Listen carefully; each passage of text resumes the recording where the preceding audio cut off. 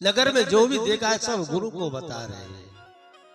संध्या उपासन का समय हुआ है, सबने संध्या उपासन किया है और करके अपने नित्य नियम से लग गए। संध्या हो गई, गुरुजी आराम में गए हैं। उसी क्षण गुरुजी की सेवा करने के भगवान राम और लखन दोनों गए। गुरुजी के पैर दबा रहे हैं। गुरुजी बार बार विवेक दिखा रहे हैं कि राम बहुत रात हो गई, जाकर के सो जाओ। पर राम जी तो बस प्रेम मग्न होकर के गुरु सेवा कर रहे हैं।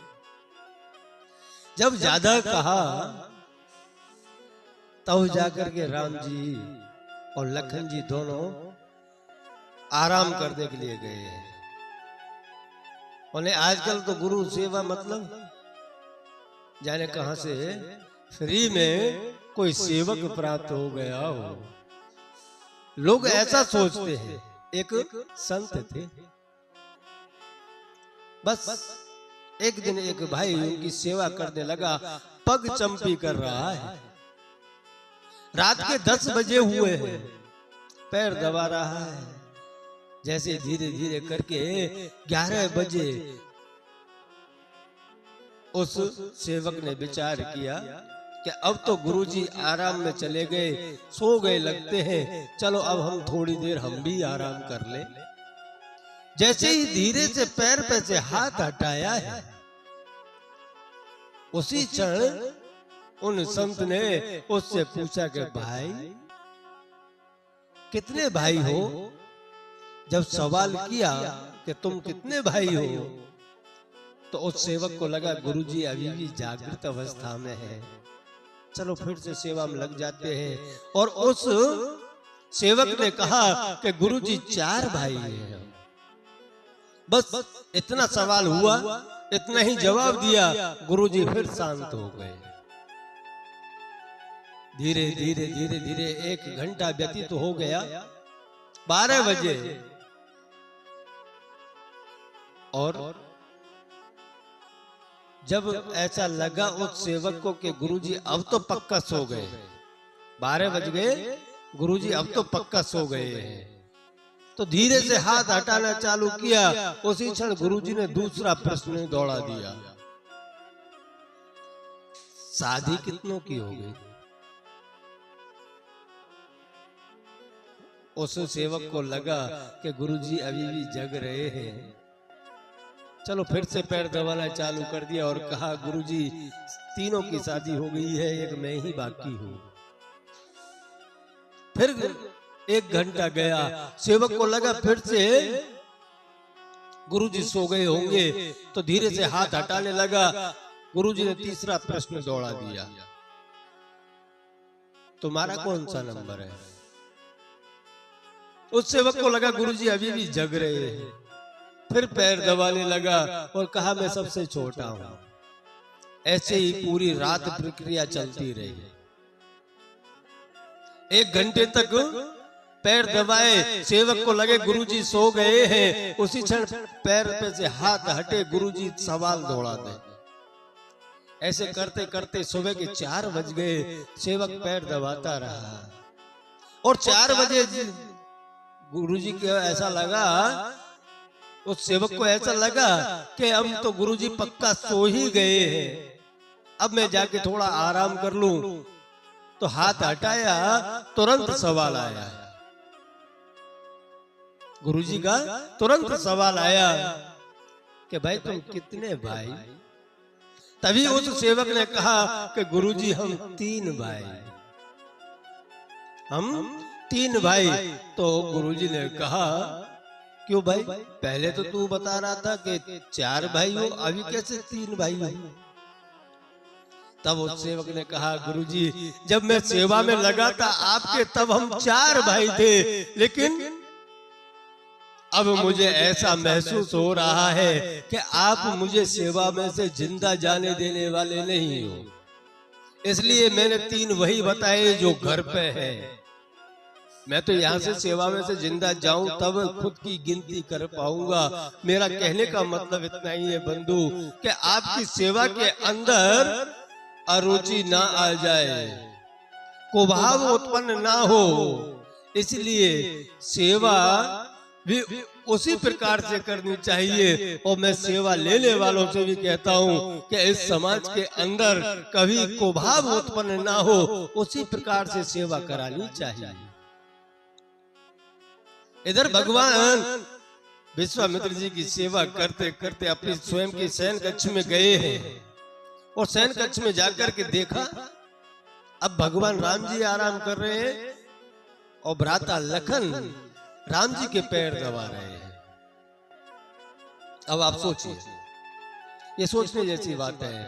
भाई की सेवा कर रहे हैं राम जी, अनेकों बार लखन जी को कह रहे लखन सो जाओ, पर लखन जी तो सेवा में मग्न है, उनको तो सेवा ही कर दी है। और वैसे कहते भी है ना कि जब जब राम जी अयोध्या से बाहर रहे तब तब लखन जी सोए नहीं।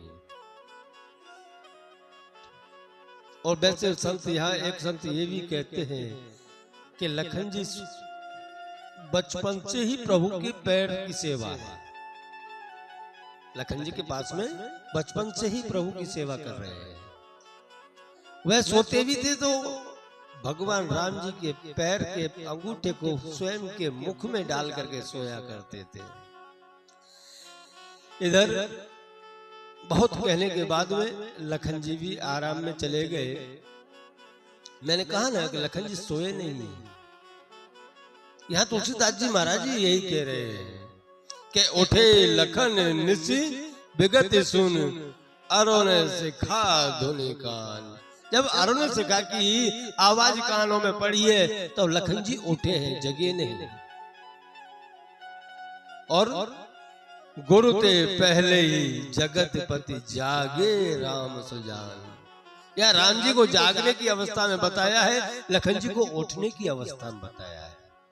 उठेगा कौन जो जागा ही ना हो, बैठा ही रहा हो चिंतन में।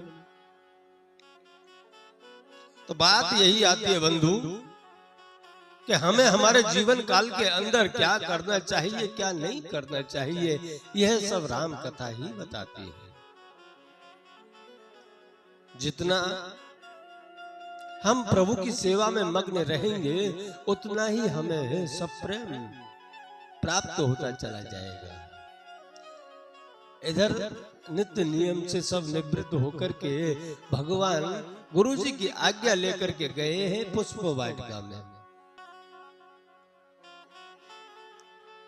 पुष्प वाटिका में जैसे ही पहुंचे हैं वहां मालियों से पूछने के लिए राम जी आगे बढ़े हैं, पर राम जी से पहले लखन जी कह रहे कि तोड़ लेते चल रहे। राम जी कह रहे कि नहीं, हम पुष्प चुनने के लिए आए हैं भगवान की सेवा के लिए, इसलिए पहले पूछ लेना चाहिए। तो भगवान ने वहां मंत्रियों से, जो सिपाही थे, जो माली थे, उनसे पूछा है। तो मालियों ने कहा कि नहीं प्रभु आप यहाँ बैठिए, आपके लिए पुष्प हम चुन करके ले आएंगे। तो प्रभु ने वहां हमें एक संदेश और भी दिया है। प्रभु ने कहा कि नहीं, पूजा हमें करनी है तो पुष्प की मेहनत भी हमें ही करनी चाहिए। इसका अर्थ क्या होता है? आपके पास में भले न कितनी भी संपत्ति हो, लेकिन प्रभु की भजन, प्रभु की सेवा स्वयं को ही करनी चाहिए। उसके लिए ये नहीं कि कोई लाकर के घंटी रख दे, कोई आसन बिछा दे, कोई माला पकड़ा दे, तब बैठ करके हम भजन करेंगे। नहीं, सारा स्वयं का कार्य स्वयं ही करना चाहिए। अगर प्रभु से भजन करना है तो प्रभु के होकर के रहना है तो स्वयं का कार्य स्वयं की करना ही चाहिए। और उस पुष्प वाटिका में उसी क्षण माता जानकी जी स्वयं की सखियों के साथ में आई है। तई अवसर सीता तह आई, गिरजा पूजन जननी पठाई। कि उसी क्षण माता जानकी जी मां भवानी की पूजा करने के लिए आई है। और संग में सखियां हैं। अब उनमें से एक चंचल सखी होगी के संग सखी सब सुभग सयानी, गावे गीत मनोहर वाणी। के अनेकों प्रकार के मनोहर गीत गाते गाते सभी सयानी सखियों के साथ में गिरजा पूजन करने माता जानकी आई है। और माता जानकी गिरजा पूजन कर रही है, लेकिन उनमें से एक चंचल सखी सभी सखियों से अलग वह धीरे धीरे पीछे ही रह गई पुष्प बाइट कर देखने के लिए। बहुत से होते हैं ना ऐसे, जा रहे हैं कुछ काम के लिए और मन में कुछ और आ गया तो बीच में कुछ और करने लग जाते हैं। उसी प्रकार एक सखी पुष्प बाइट कर देख रही है और उसमें भगवान श्री राम जी को पुष्प चुनते हुए देखा है।